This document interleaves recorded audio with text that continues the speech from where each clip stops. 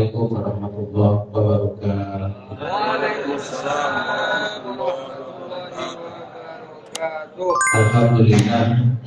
Alhamdulillahillazi anzala sakinata fi qulubil mu'minin liyazdadu imanan ma'a imanihim.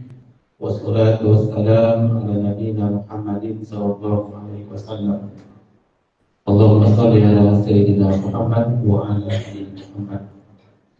Qala Allah ta'ala fi kitabihil karim, a'udzu billahi minasy syaithanir rajim. Bismillahirrahmanirrahim. Allahul ladzi khalaqakum min dha'fin tsumma ja'ala min ba'di dha'fin quwwah tsumma ja'ala min ba'di quwwah dha'fan wa shayban yakhluqu ma yasha wa huwal 'aliyyul qadir. Subhanallah ta'ala fi ayatil ukhra. A'udzu billahi minasy syaithanir rajim. Bismillahirrahmanirrahim. Innal ladzina amanu wa 'amilus sholihat wa akhbatu ila rabbihim ulaika ashabul jannah hum fiha khalidun. Sadaqallahu. Kaum muslimin, kaum muslimat jamaah subuh rahimahumullah.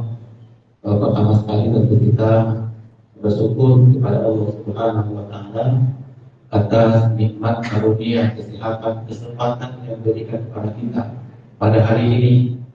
Kita masih dapat melaksanakan ibadah, masih dapat kita melaksanakan aktivitas kita nanti. Alhamdulillah, mudah-mudahan kita semua dapat bersyukur kepada Allah Subhanahu wa taala. Kemudian kalau apabila kita berselawat, Allahumma shalli ala sayyidina Muhammad wa ala ali Muhammad. Setiap kita sampaikan, kita kirimkan kepada Nabi kita Muhammad sallallahu alaihi wasallam. Tentu saja harapan kita, istri kita, keluarga kita semuanya mendapat syafaat dari Nabi kita Muhammad sallallahu alaihi wasallam. Amin, amin ya rabbal alamin. Yang pertama, tentu kata hormat kami kepada pemerintahan setempat, tentu saja Pak Camat yang hadir pada pagi ini dari jalannya. Kemudian juga kami hormati guru-guru kami, tuan-tuan guru, tuan-tuan chef yang ada pada pagi ini. Kalau depan-depan tuan guru kita, ada Buya Al-Ghisman, ada Buya Haji Masih Manas, ada Buya Firdaus, ada Buya Lengkap, semuanya malah pada pagi ini. Jadi kami sekali lagi mengucapkan takzim, kemudian juga izin menyampaikan untuk tausiah pada pagi tersebut.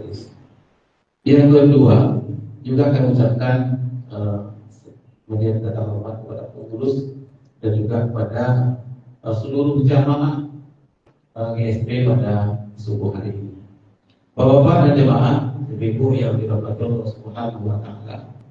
Sebelum kajian ini kami sampaikan, pada kesempatan kali ini izinkan kami membacakan ayat yang telah kita baca di awal. Dan ini nanti akan menjadi rujukan kita pada hari. Allah berfirman di surat Al-Rum ayat 54. Na'udzubillahi minasyaitonir rajim. Allahul ladzi khalaqakum min dha'fin. Allah menjadikan manusia itu, menjadikan kamu dha'fin itu dalam keadaan lemah. Summa ja'ala min ba'di dha'fin quwwah. Setelah kita lemah, lalu manusia itu jadikan kuat.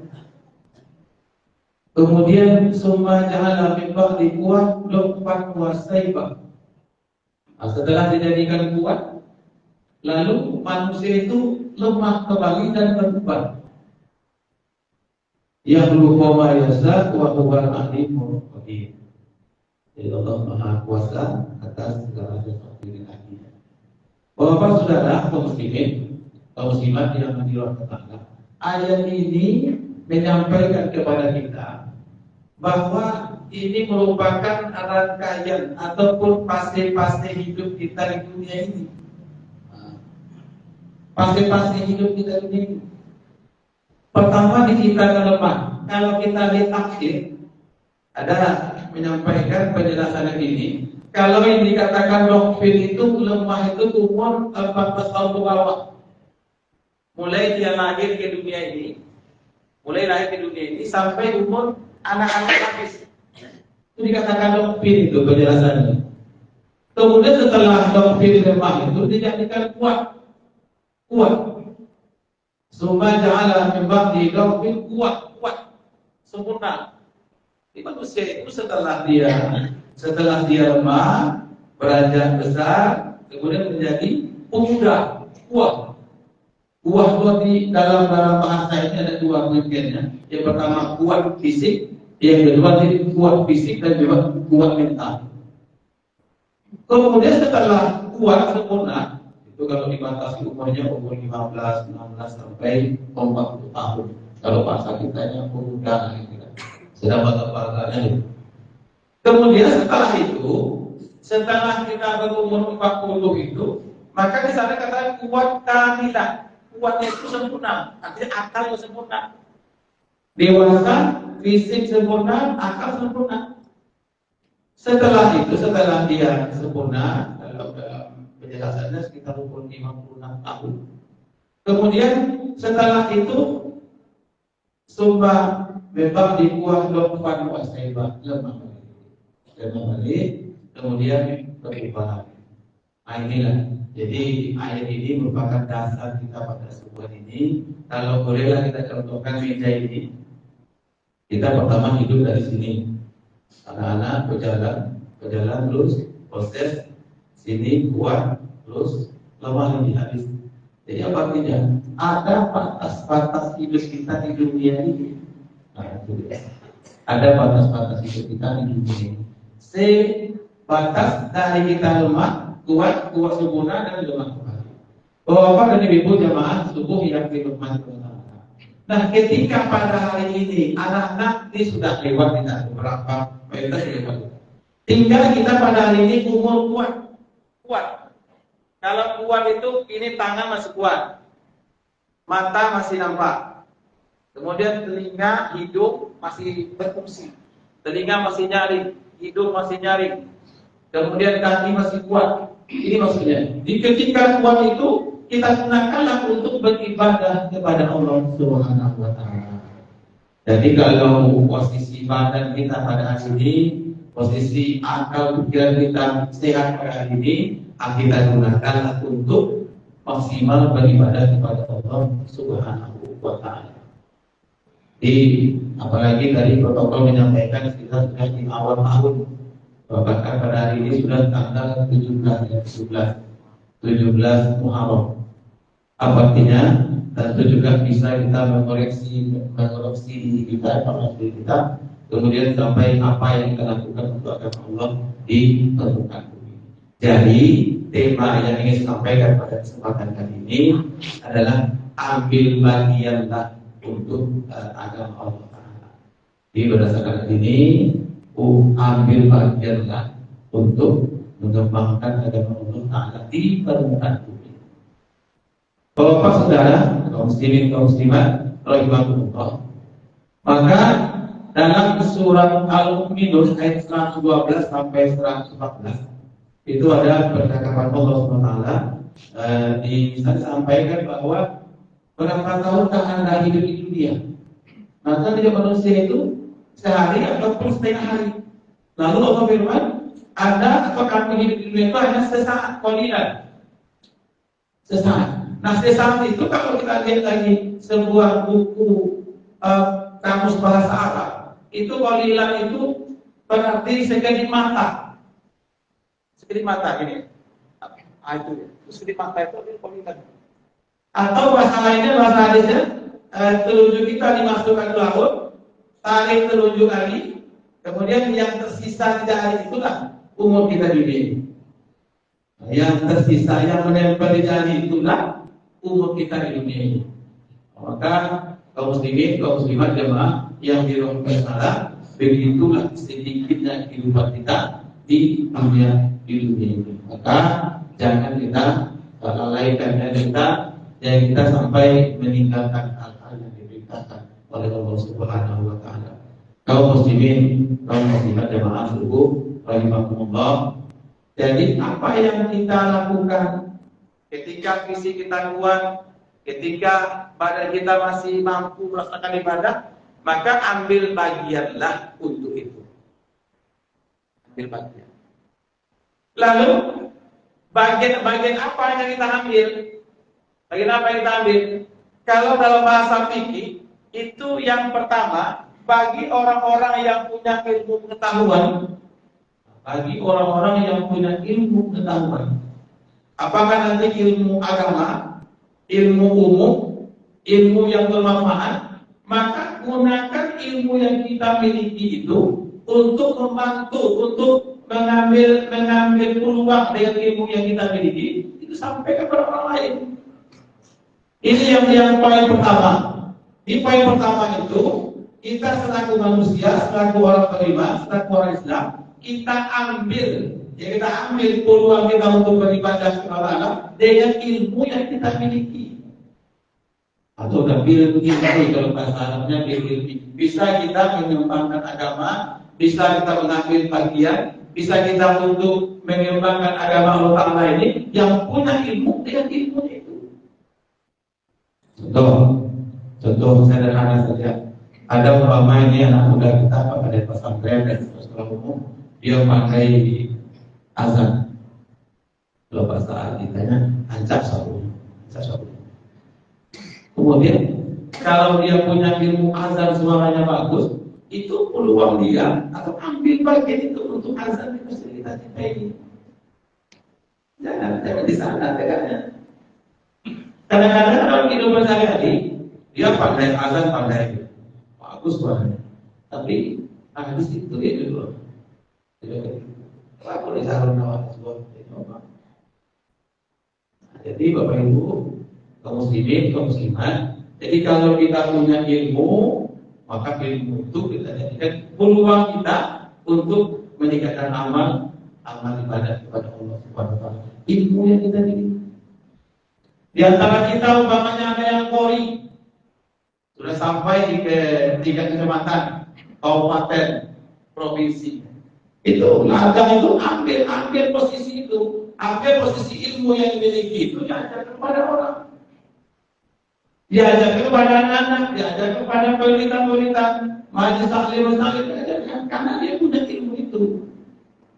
Itu ladangnya, peluang dia untuk mengembangkan agama itu dengan dia pandai mengaji dengan baik itu. Jadi bagi bapak, ibu yang punya ilmu qori atau qori'ah, gunakan kesempatan ini untuk mengembangkan agama Allah Subhanahu wa taala dengan ilmu yang kita miliki.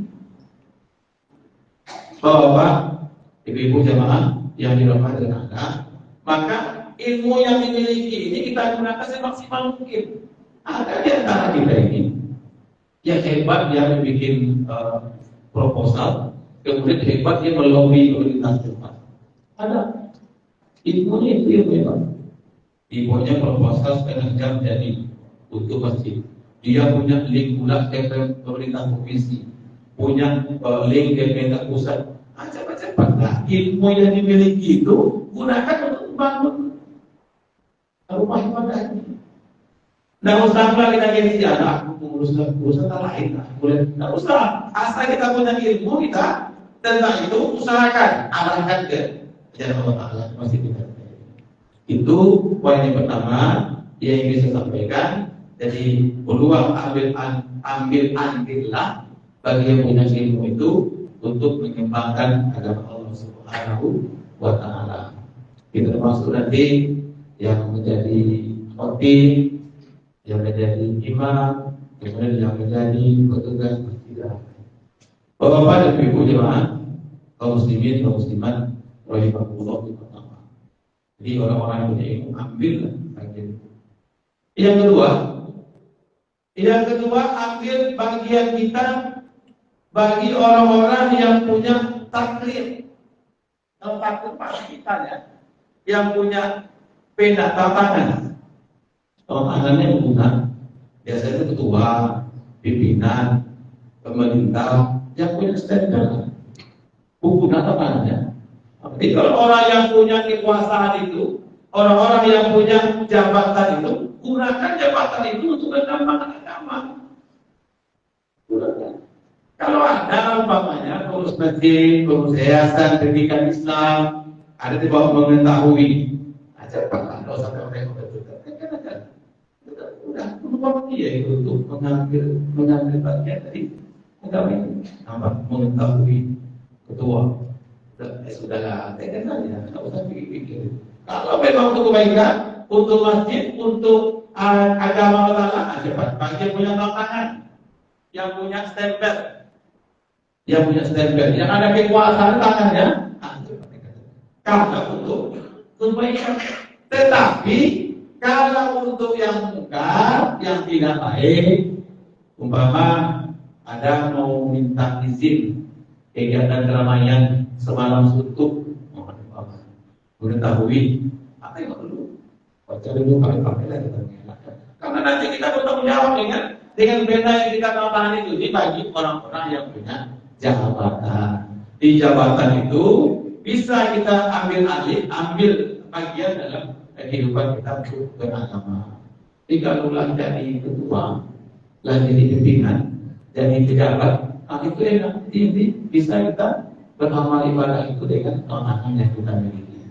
Kaum muslimin, kaum muslimat yang dirahmati Allah, ini yang kedua ini tentu tidak banyak, kan? Tidak banyak. Penting ketua RT, ketua RW, ketua pemuda, Pak Lurah, Pak Desa, Pak Camat, Pak Bupati, atau ketua DSI, ketua RDI, ketua IMI, ketua IKADI, itu tantangannya tadi.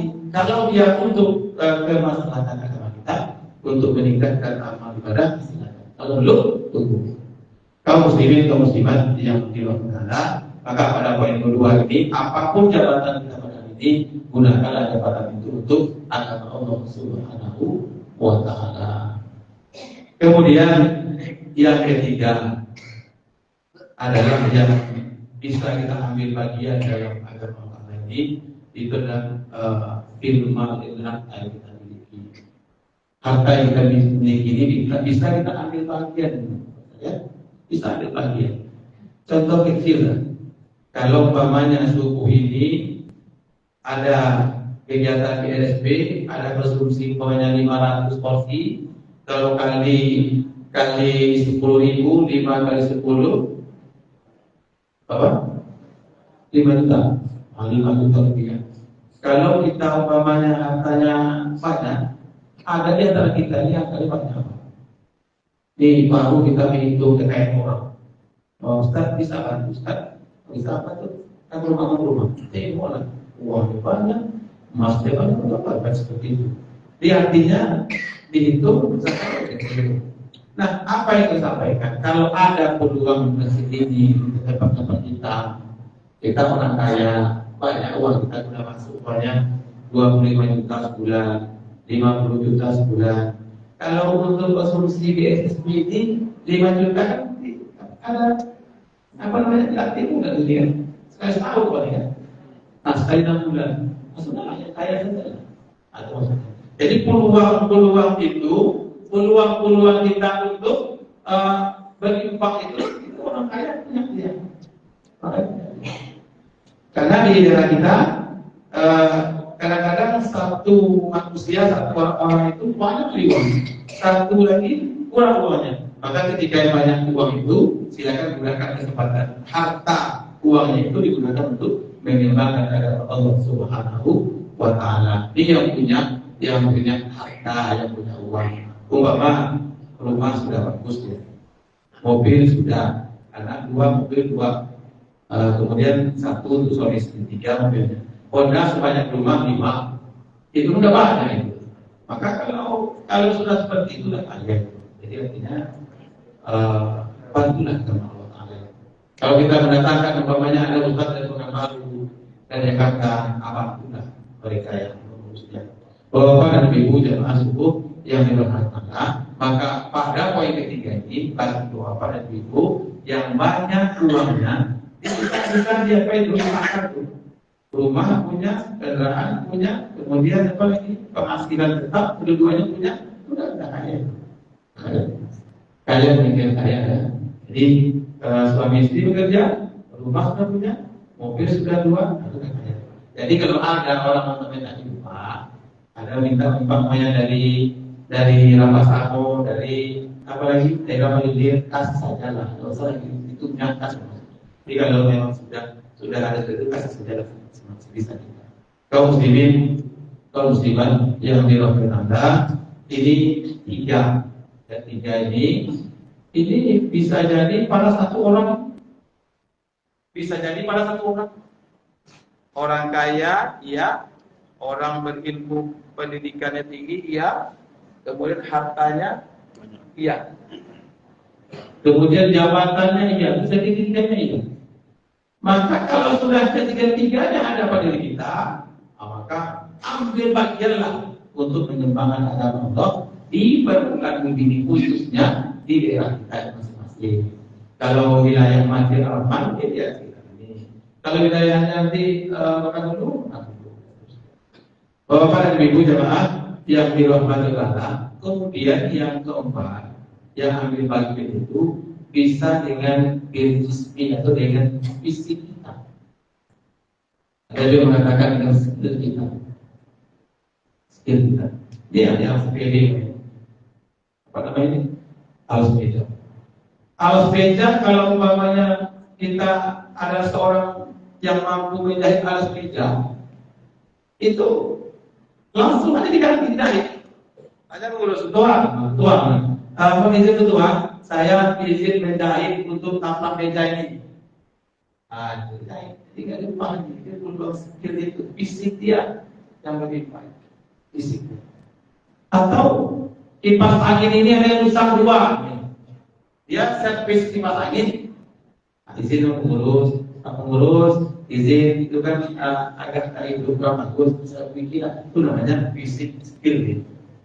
Jadi ambillah dalam agama ini, janganlah ambil cuek kita. Jadi posisi yang keempat ini dengan fisik kita bisa mengembangkan agama Allah. Kemudian dengan fisik ini bisa beribadah.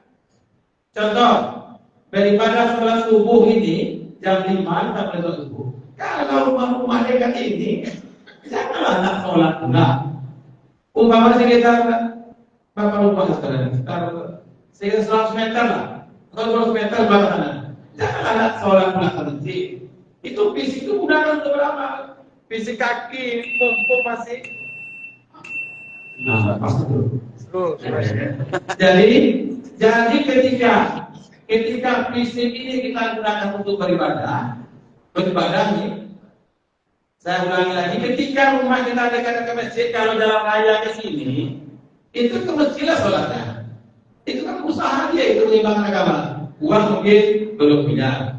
Kemudian pendidikan atau ilmu belum punya. Kemudian kekuasaan tidak punya. Yang punya fisiknya sehat, pagak sehat. Ya, itu gunakan. Kalau dari jalan ke sini, kecil sebenarnya seperti itu maksudnya. Tidak kalau nanti kita di rumah saja dulu dapat kita sholat masjid itu lucu rasanya. Jadi mumpung kaki kita ini masih bisa, tangan kita masih bisa, kita melangkah untuk ke masjid yang kita cintai. Jadi pada poin yang keempat ini, fisik kita ini kita gunakan untuk beribadah. Kalau transmisi umpamanya, kita kan uang nggak ada tadi, ilmu nggak ada, jabatan nggak ada, yang ada fisik ya ambillah depan di lah. Karena banyak itu orang-orang kaya itu, pada hari udah banyak di rumah masjid ya. Bisa kita perhatikan. Ketika juga banyak orang kaya itu dia pergi masjid, disamping masjid, kemudian di bednya itu apa? Mau fisik itu dari beribadah kepada Allah. Di fisik itu digunakan untuk mengembangkan Allah. Jangan jadi dijelek. Untuk menjual untuk juga jangan dia mengambil bagian dari ilmu beragama ini. Jadi pada poin yang keempat ini kita gunakan fisik kita ini sebaik mungkin untuk beribadah kepada Allah Subhanahu wa Ta'ala. Kalau ngantuk sedikit pada hari ini sebenarnya memang pakai mengantuk. Tapi begitulah. Ya bukan hari kita kejar rupanya juga. Dulu tahun 2016 itu ya, 2017 awal itu ini GSB ini kalau dijamin Saya ingat itu. Malah Buya yang menyampaikan Jumat itu, artinya tidak terlalu terima gitu. Semuanya kalau kita, tapi hari ini malah itu yang SB itu hampir ke pelosok-pelosok kecil, ke musola-musola kecil ada yang SB sana, luar biasa. Jadi untuk lokal dulu ini SB-nya memang luar biasa. Jadi di mana-mana menampak, tinggal lagi kita selaku kaum muslimin dan muslimat menggerakkan visi kita ini untuk menghadirinya. Kalau dari sini ke hotel rumahnya 3 kilo, dekat begitu. Kalau kita yang tempat mandi dekat begitu. Ramasamo dekat begitu. Sekali seminggu sekali. Kaum muslimin, kaum muslimat yang dirahmati, maka pada poin keempat ini ada sebuah hadis sahih yang diriwayatkan oleh Imam Bukhari dan Muslim yang menyampaikan iza maridul abdu au safar kutiba lahu misla makana yang malu mukiman sebagian. Hadis sahih. Jadi ketika seseorang itu sakit parah atau dalam perjalanan, ada umpamanya kita nanti umurnya panjang sampai 70, 80 tahun panjang umur kita. Kemudian kita sakit parah tergeletak di rumah. Tergeletak rumah sakit, tak bisa beribadah lagi ke masjid. Nah, apabila waktu kita sehat kita banyak beribadah, maka Allah Ta'ala akan mencatat nilai ibadah kita yang waktu sehat itu ketika kita beribadah waktu sakit parah itu. Jadi umpamanya kalau udah tua, ada umpamanya kita yang 80 dan kita tegak lagi, sholatnya berbaring saja di rumah, mau ke masjid tak kuat lagi. Nah kalau dulu waktu muda atau waktu sehat seperti ini kita ke masjid rajin, maka nilainya itu menurut hadis ini nilainya itu catat juga sama ya kita sholat di rumah tadi dengan kita sholat berjamaah di masjid. Ini hadis Bukhari Muslim, hadis sahih. Apabila seorang hamba itu sakit parah dan dalam perjalanan, kemudian dia akan diberi nilai sama dengan ketika dia bermukim maupun dalam dia nanti dalam sehat. Ini hadis sahih. Bapak dan Ibu jemaah yang dirahmati Allah, maka pada hari ini mari kita berniat karena kita pada hari ini di awal tahun, mari kita berniat untuk ke depan ini agar maksimal ibadah kita kepada Allah Subhanahu wa taala. Terakhir, yang 4 ini mungkin ada pada satu orang atau 3 atau 2 atau 1 yang kosong tak mungkin. Kalau saya kapan-kapan ada mungkin. Saya kapan-kapan ada Ustaz, tak mungkin. Kalau orang itu dia tidak dia akan sehat. Kalau tidak ada angka, dia tidak berpikir, dia akan sehat. Maka kita gunakan peluang-peluang itu untuk mengambil andil kapasitasnya untuk mengembangkan agama Allah di permukaan bumi ini dan khusus di wilayah kita masing-masing. Jadi inilah kajian suku kita di kurang 35 menit ini. Mudah-mudahan ini dapat kita jadikan sambung di awal tahun ini, awal tahun Hijriah. Mudah-mudahan ke depan kita jauh lebih baik dari hal yang sebelumnya, dari bulan-bulan sebelumnya, dari tahun-tahun sebelumnya untuk masa-masa yang akan datang. Jadi oleh karena itu pada kesempatan ini juga kami mohon izin Ketua DMI Dr. Haji Abdul Haji kemudian Dr. Haji Julius Martis ID MPD. Ini luar biasa, ini mengucap ini luar biasa. Ikut jauh, sudah bertanyakan uang dulu. Jangan tanyakan uang dulu. Kalau kita hitung-hitung uang, kalau dari sini kita ke Swigi jangan selama, rokan ke kampung saya sana, tidak bisa kita hitung uangnya, tidak bisa. Kalau kita ingin menjadi menyampaikan dakwah, pasti saja. Nanti uang tidak saja bisa pulang masalahnya. Jadi kalau Buya Dokter ini saya persis dia tidak itu dulu, tapi udah pasti masalah. Jadi itu saja yang saya sampaikan pada kajian pada hari ini. Mudah-mudahan saja manfaat untuk kita semua. Saya juga mohon izin mohon maaf kepada guru kami, Pak Haji kita, Pengurus Masjid, Pak Haji Mas Manas, dan juga kepada guru semua guru di sini.